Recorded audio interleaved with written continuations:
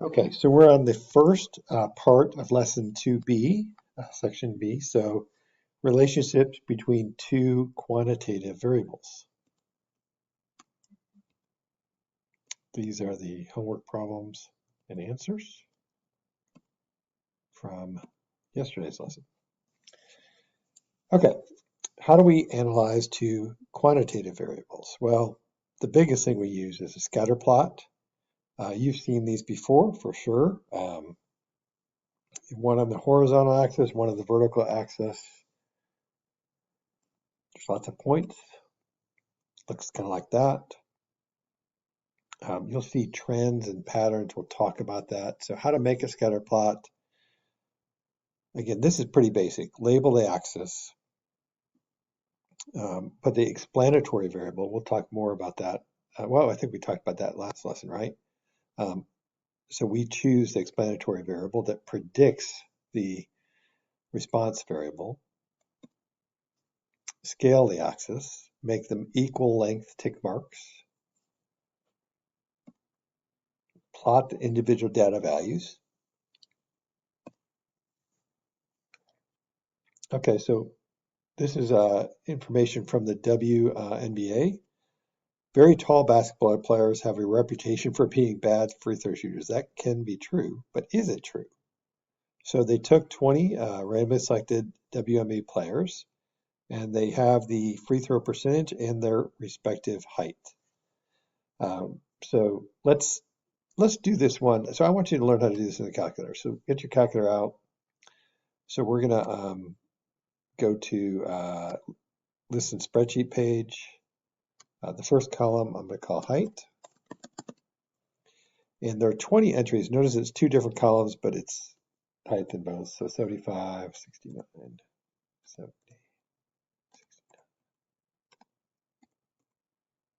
69, oops, 78,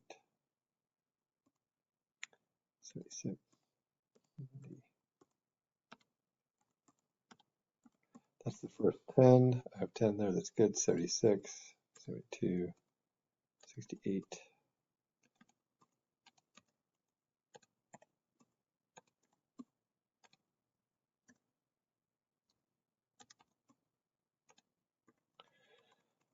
Okay. Now we go to the second list. We'll call that FT for free throw. I like to call it two letters. Well, it looks like foot, but free throw. Maybe we should get an FTP. So that now it takes a little bit more work. Get decimal places here.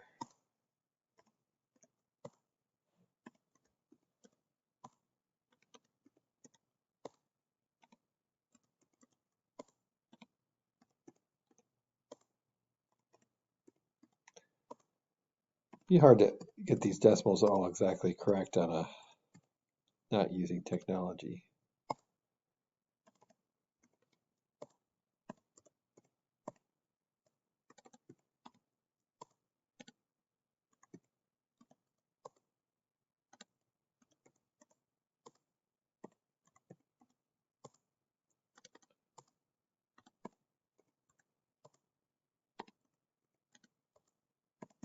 I haven't been paying attention. Did I get the right number? Good. Okay, so I think I have the data typed in there correctly. So now to do a scatter plot, hit the home key, go to data statistics, probably obvious, hit the tab key or click down there. So I hit the tab key. We have to choose what the explanatory variable is. So we think that there's a relationship between height and free throw percentage. We think that the height could predict the free throw percentage. So then for the Y, again, hit tab or click over there on the left. There's actually a spot that says click to add variable, and we're going to choose free throw percentage. Okay, so kind of interesting data. So we'll come back to that, but I wanted you to see how to graph it in your calculator.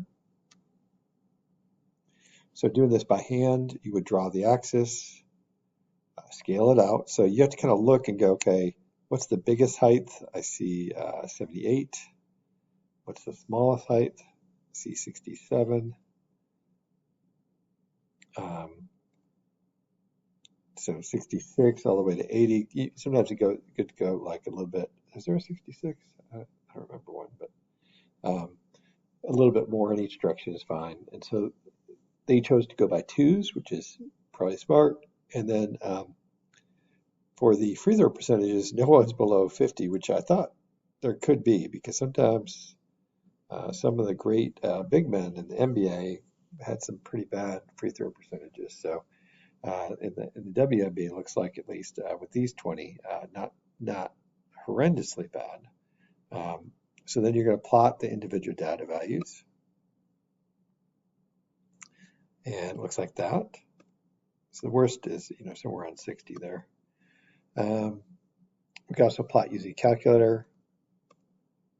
So again, we just did that actually.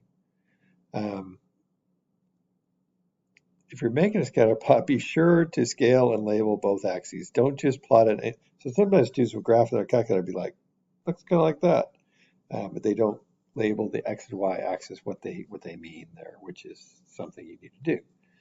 So how do you describe this? So we've got the scatter plot. Like, what does that mean? So we want to talk about things like direction. So we call it a positive association or a negative association or no association. And you can almost think of this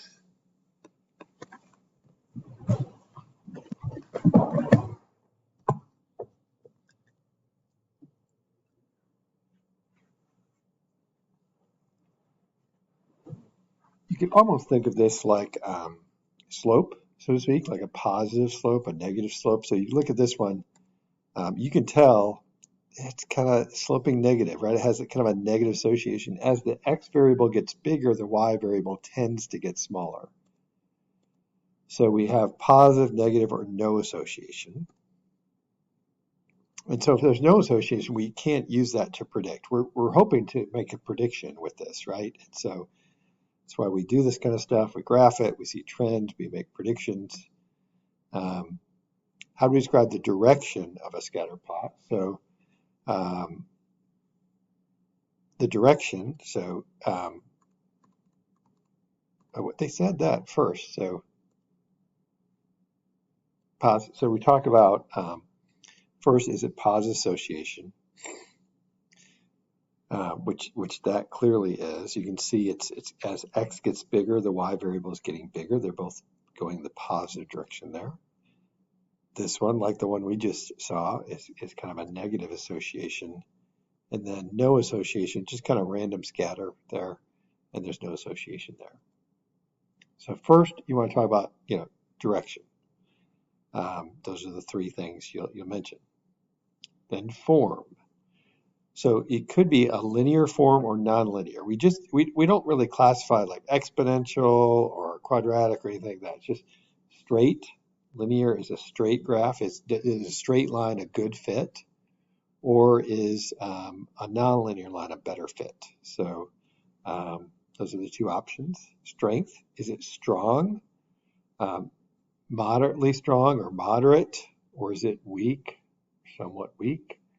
So if they're very close to the line, we can use that to make a good prediction, so it'd be very strong. If it's far apart from the line, doesn't really have that much of a pattern, it's going to be very weak. We also like to talk about unusual features. We'll talk more specifically about that, maybe names for those, but sometimes clusters of points or outlier type points that lie outside the pattern. We'll see what they call later on. Always describe these four attributes in the context of the problem. Use both variable names in the description. So you have to do that, right? So if you say a positive association between this variable and this variable, between height and free throw percentage, use the context of the problem to do that. Describe the relationship in the scatter plot that shows the duration in minutes. Okay, so this is a duration of, this is the Old Faithful. And you can see, there's definitely two clusters. It's definitely a positive association overall, but it seems like there's many geyser eruptions that take 4 or 5 minutes, and there's many that take around 2 minutes. So there's kind of two groups there. Oh, to mention other things. So it's not only positive, but also relatively strong, or moderately strong, I might call it. Is it linear or not? Looks linear to me. Two main clusters.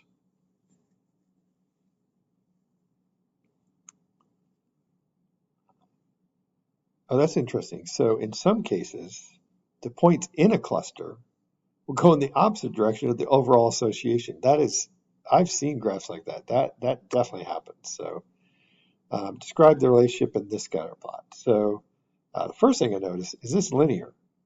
I don't think it's linear, right? This is nonlinear. I'm not sure what it is, but it's nonlinear. Seems to be negative association.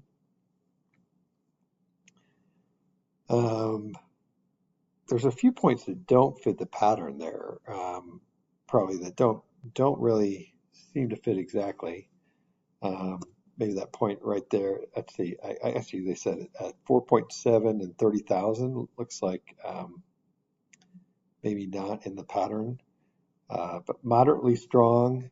So we can say it's moderately strong. It's not strong if it's linear, but if you have a curved line there, it fits pretty good. So that's why they're saying moderately strong. So just because it's strong doesn't mean it's linear. It can be strong and curved, right? So if it has a pattern to it, that's a pretty good pattern. So it's nonlinear for sure. Okay. That's your lesson today. Just kind of an introduction of that, and we'll get more into describing some of those things and what correlation is. I think that's coming up in maybe the second part of the lesson. But let's just try a few more practice problems just to make sure you're getting this lesson. So, or at least one or two. Let's see. Scatter plot on the left shows the relationship between statewide graduation rate and student to faculty ratio for the colleges and universities in each state in Washington, D.C. I'm not sure if there's going to be a strong correlation in college to faculty student ratio, but there could be. I don't know. Sometimes you have big college classes and sometimes small. I don't know.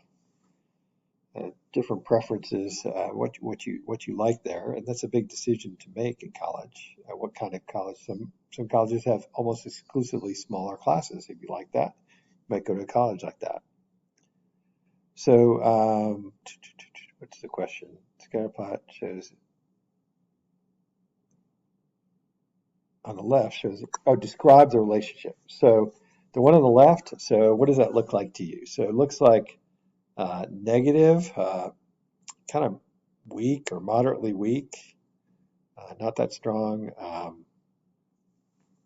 It maybe looks linear, I think.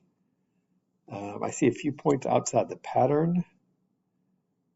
So A, there's a weak negative linear relationship between the statewide graduation rate and the student to faculty ratio. So notice they didn't just say weak and negative and linear, but they said between the two variables in context, student faculty ratio and the graduation rate. There is a state outside the pattern with the average of about 9.1 students per faculty member, graduation about 37%, which is much lower than expected based on the patterns shown in the rest of the data. So in the other one, the scatter plot on the right shows the relationship between the gold earned, the gold per minute, and the damage caused. I think we did this before in that video game thing. Damage per minute in the 41 League Championship Series players. So this one, how would you describe it? I think there is a strong, linear, positive relationship between the gold earned and the damage caused. So that was, yeah, for the 41 players. There are no players who fall outside the pattern. I mean, they're all pretty much within that pattern. So it's a pretty strong relationship between there. That's your lesson for today.